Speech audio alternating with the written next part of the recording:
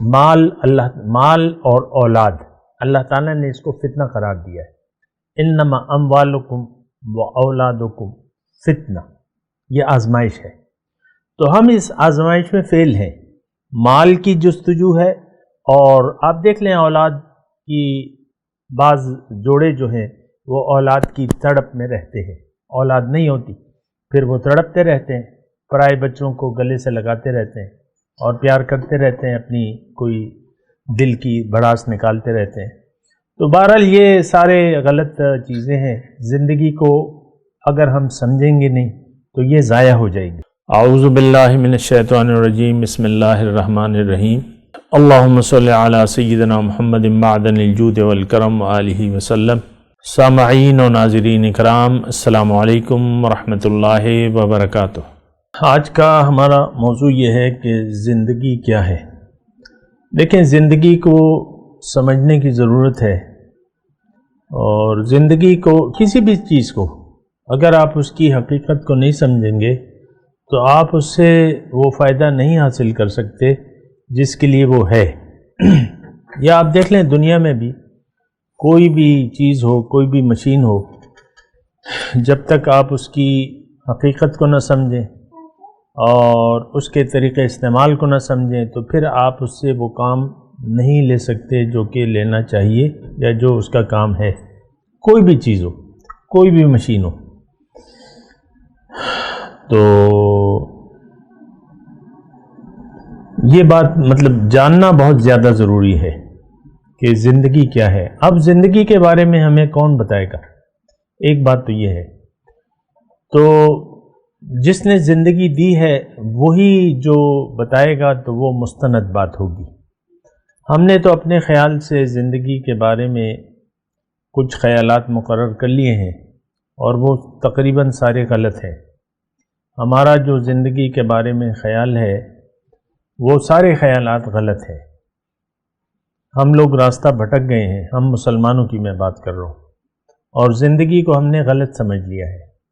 آپ کو معلوم ہے کہ آج کا مسلمان جو ہے وہ ظاہر کے لیے زندگی گزار رہا ہے۔ اچھا کھانا، اچھا رہنا، اچھا پہننا، یہ سب ہم سمجھتے ہیں کہ یہ کامیابی کی باتیں ہیں۔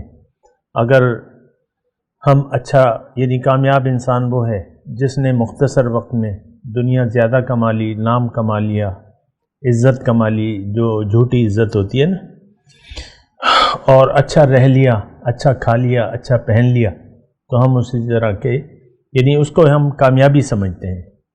یہ بہت غلط یعنی ہم لوگوں نے ایک اندازہ لگایا ہے۔ حقیقت یہ ہے، دیکھیں میں آپ کو صاف بات بتا رہا ہوں، ہم نے زندگی کو غلط سمجھ لیا ہے۔ تو جب ایک چیز کی آپ حقیقت کو غلط سمجھ لیں تو پھر آپ جو بھی کام لیں گے تو وہ کام نہیں کرے گی۔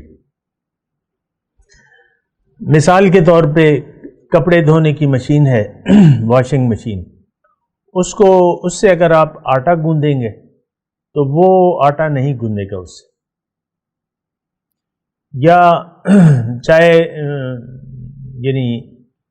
چائے کا پاٹ ہے، اور اگر اس میں آپ بریانی پکا لیں، یعنی ایک کیتلی میں اگر آپ بریانی پکانے لگیں تو لوگ آپ پہ ہنسیں گے کہ یہ کیا ہو رہا ہے، یہ ہے تو کیتلی لیکن اس میں بریانی پکائی جا رہی ہے۔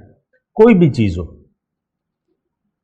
کسی چیز کا غلط استعمال آپ کو ان فوائد سے محروم کر دیتا ہے جس کے لیے وہ یعنی بنائی گئی ہے۔ اور میں دیکھیں یہ باتیں آپ کو اس لیے کہہ رہا ہوں، یہ چھوٹی چھوٹی مثالیں ہیں تاکہ آپ سمجھیں۔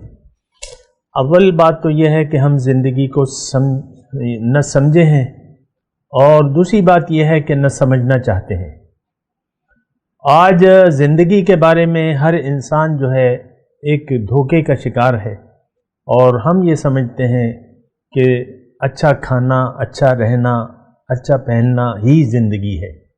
کھاؤ پیو عیش کرو، مزے اڑاؤ، ہم نے خوب مزہ کیا، خوب انجوائے کیا، انجوائے کرو۔ یہ عام وہ الفاظ ہیں جو آپ لوگ بولتے رہتے ہیں، انجوائے کرو، مزے اڑاؤ اور خوش رہو۔ پتہ نہیں یہ آپ لوگوں نے کیا اندازے لگا لیے۔ بہرحال یہ سب گمراہی کی باتیں ہیں۔ زندگی ایک یعنی بہت بڑی نعمت حاصل کرنے کے لیے اللہ تعالیٰ نے ہمیں زندگی دی ہے. یہ ایک مختصر جملہ ہے، اس کو نوٹ کر لیں. ایک بہت بڑا فائدہ، ایک غیر متناہی فائدہ جو اللہ تعالیٰ نے ہمارے لیے لکھ دیا ہے کہ اگر یہ زندگی کو سمجھ لے انسان تو اس کو میں بہت بڑا فائدہ دوں گا. اور یہ میں اپنے آپ سے نہیں کہہ رہا، قرآن کی آیت کا میں ترجمہ بیان کر رہا ہوں. والتین والزیتون وطور سینین وہذا البلد الامین لقد خلقنا الانسان فی احسن تقویم ثم رددناہ اسفل السافلین الا الذین آمنوا وعملوا الصالحات فلہم اجر غیر ممنون. یعنی اللہ تعالیٰ فرما رہے جو ایمان لائے اور عمل صالح کیا، ان کے لیے نہ ختم ہونے والا اجر ہے، نہ ختم ہونے والا. اب ظاہر ہے کہ دیکھیں آخرت کی زندگی تو ہمیشہ کی ہے، اس کا فائدہ بھی نہ ختم ہونے والا ہے اور اس کا نقصان بھی نہ ختم ہونے والا ہے. ہم لوگ جیسی زندگی گزار رہے ہیں تو ہم ایک نہ ختم ہونے والے نقصان سے دوچار ہونے والے ہیں. یہ جملہ آپ نوٹ کر لیں، کیونکہ ہمیں زندگی کی تو سمجھ نہیں ہے، ہم نے غلط سمجھ لیا ہے. آپ خود ہی اندازہ کر لیں، میں نہیں بتاتا آپ کو کہ کامیاب زندگی، ایک اچھی زندگی کا آپ کا معیار کیا ہے. آپ کی زندگی یعنی آپ کی سوچ کیا ہے. ہماری سوچ صرف ظاہر کے بارے میں ہے، کھاؤ پیو عیش کرو، اچھا کھاؤ، اچھا رہو، اچھا پہنو، بس زن زر زمین دولت عزت شہرت، اس کے علاوہ آپ کے مد نظر کچھ بھی نہیں ہے. خوب کمایا، خوب اڑایا، بس ایسے ہی ہے. ایک دفعہ مطلب چلیں چھوڑ دیں اس واقعے کو، قصے میں نہیں سنانا چاہتا آپ کو، میں زندگی کے بارے میں بتا رہا ہوں. اللہ تعالیٰ نے جو ہمیں زندگی دی ہے، یہ میں آپ کو دوبارہ بتا رہا ہوں کہ ایک بہت بڑا فائدہ دینے کے لیے اللہ تعالیٰ نے ہمیں زندگی عنایت فرمائی ہے. اور اگر ہم نے وہ مقصد نہ جانا تو ظاہر ہے کہ ہم اس کے لیے پھر زندگی نہیں گزاریں گے. اور یہ بات میں افسوس سے کہنا چاہتا ہوں کہ زندگی کی حقیقت ہم لوگ نہ جانتے ہیں نہ جاننا چاہتے ہیں، اور اگر کوئی بتا بھی دے تو ایک کان سے سن کر دوسرے کان سے وہ بات نکال دیتے ہیں. اس کی وجہ یہ ہے کہ ہم اندھا رہنا ہمیں پسند ہے.